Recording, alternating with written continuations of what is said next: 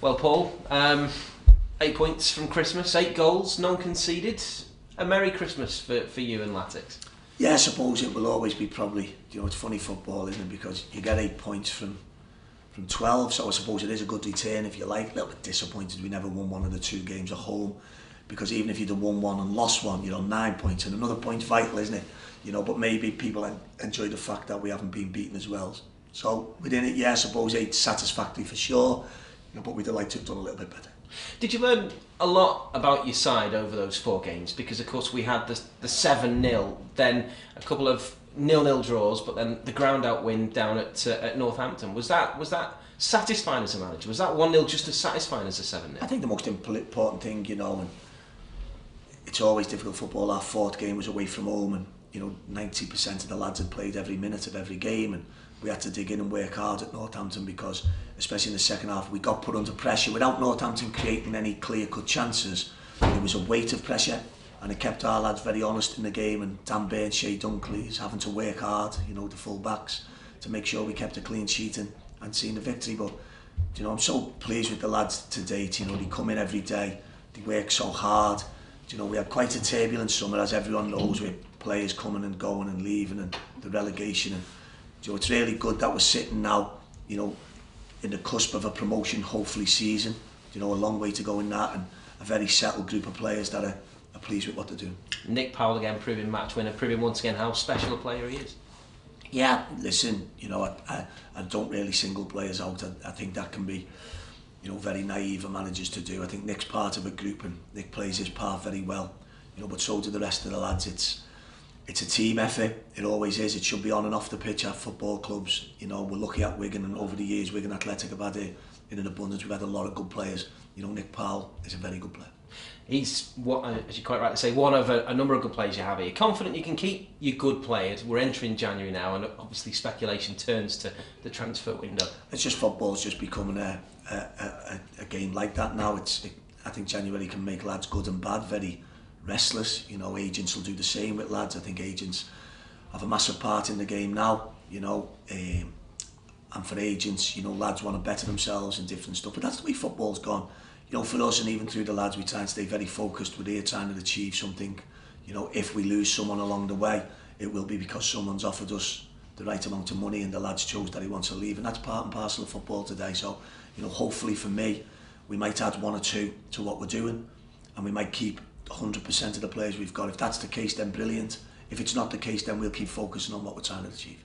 Which areas of the squad would you like to improve if you can? I think where you look at where we are today, I think the squad's doing great. I think it will be more support based rather than where you can improve our team. I think the team's doing magnificently well, but at times we've been a little bit stretched in numbers, which might surprise a few people, and that depth of squad, if you like, and I think that's what I'd like to improve rather than being able to improve the actual team.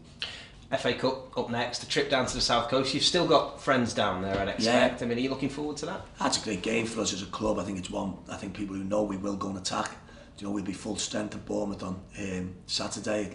Pitch will be good. We'll face a very good team, whatever team Eddie decides to put out. That's Eddie and Bournemouth's business. But it's a game we're very looking forward to. We'd like to be successful in the competition. We're going full strength. But if we are to be knocked out, we'll go and enjoy the game. Our fans will enjoy watching a good game of football. There'll certainly be no parking the bus from us or any shape or form of that. And we'll then concentrate on the league. If we can manage to get through, I think everyone will be very excited, and we'd look forward to a 4th round tie. If that's the case, the season goes on very strongly. Is there any negative to be looked at with regards to, obviously, unbeaten since November? A cup game now, it's completely different from the league schedule you've been used to week in, week out. Just keep going, as a manager, just keep focused on what you're doing. I think the lads around me will tell you when we get beat and we have disappointment, it doesn't last long for us. We move on to the next game quickly. I think you should be looking at records come the end of the season in terms of what we've done, teams we've played, how many wins you can achieve. Certainly for us, the game on Saturday presents a change, which is good, a change in a competition that everybody loves. And one that we're going to very much look forward to. Premier League club may rest players for this sort of game, which is, of course, no doubt, not in a negative aspect from you. But will you have that luxury, or are you planning on going? It's every team. We've done that in competitions, i.e. the Czech Trade Trophy. We got a little bit of criticism at the time, but the Czech Trade Trophy is now still ongoing. Teams are going to still have to play in it, and they have to play double leg semi-finals and area semi-finals, whatever it may be. So for us, our priority was always the league, very much for the FA Cup, which, as people will see from our team selection, was disappointing the last round but filed. We picked a team on the Tuesday night we believed to get through, and it nearly backfired on us dramatically, because File stretched us all the way. This Saturday, in January, I don't think we've got a midweek game. It's Saturday to Saturday. We're going to fly down to Bournemouth tomorrow, so there's no sort of resting players or anything like that from us. They're missing Josh King, they're missing Jermaine Defoe, they've got Callum Wilson back. Is that something you see there maybe a lack of goals there? Is there a lack of attacking threat, or in Callum Wilson do they have enough, do you see? A lack of attacking threat in forward line? I think you should rephrase your question, come on. Yeah. We're talking about very good players now worth a lot of money who can score goals at will. And finally, any injury worries, any injury concerns? Injury wise, I think I'm hoping Ryan Colclough will be rejoining the squad. He's been out with a shoulder problem. Sean McDonald's training very well. Craig Morgan's back into full training.